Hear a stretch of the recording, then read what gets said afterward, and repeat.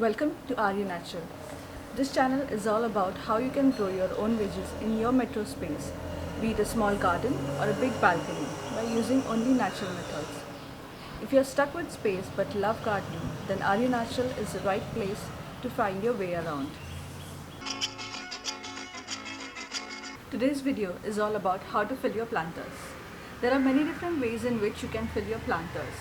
Experts say that there is a percentage in which you should fill your sand, soil, compost, coco peat, etc. for it to be ideal for your plants. However, I've been using this particular practice for quite some time now due to constraints of space, and it is really helpful to keep your planters very lightweight and easy to handle, especially for your window grills.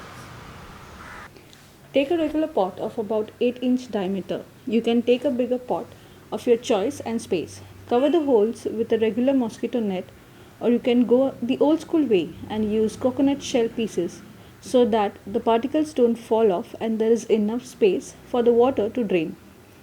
Then you can add an inch layer of red bricks, which helps in water drainage in pots.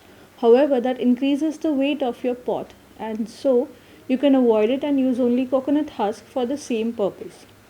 You can also add dried small leaves from around your buildings or garden. Since I don't have it right now, I'm not using it. Press it and then add a handful of compost. After this, add your kitchen waste and compost again. Follow this process each time you have kitchen residue. Keep this pot covered so that there are no flies, and also make sure that water does not enter this pot. Make sure your veggies are cut or diced in small pieces as shown, as that will speed up the decomposting process. With a family of 4, the waste generated will take about 15 to 20 days for the pot to fill up completely.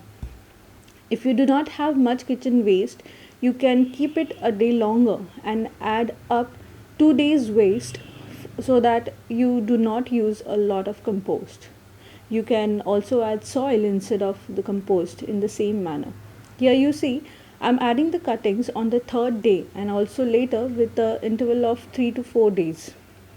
You can include fruits and vegetables cuttings, dried flowers used for puja, then leftover tea or coffee powder. Just remember that tea or coffee powder needs to be thoroughly washed if you are using sugar, as it attracts ants.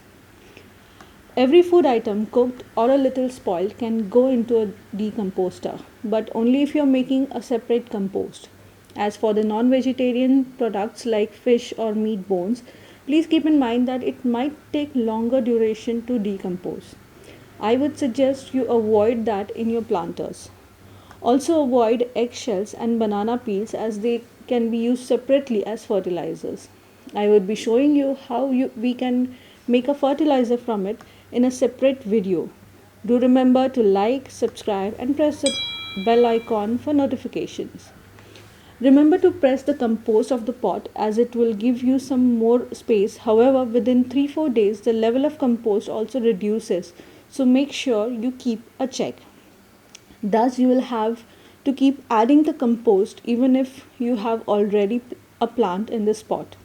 That will help your plant get continuous supply of fertilizers, and also a useful way to throw away your kitchen waste. In rainy seasons, chances of formation of maggots is really high. In such case, use a little bit of haldi or dried neem leaves powder. Now you see, after around 7 days, the level of compost has gone down, and it has already started composting. It is wet, there are flies, there is a bit of fungus, and so hence I am going to add some more of veggies and my kitchen waste. And initially first use neem paint, which is very important, as I had mentioned earlier, so that the wetness can be absorbed.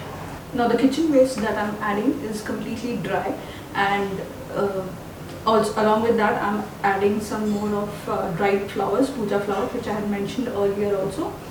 And make sure that you put neem paint again, so that your kitchen waste and the whole pot is much dry as compared to earlier. Here you have two choices, either to fill it completely and keep it aside for next month or two and start with a new pot, or you can go ahead and plant in this pot either by buying a potted plant or with your choice of seeds. Today I'm sowing chili seeds. We also have spicy green chili planted in grow bags for sale.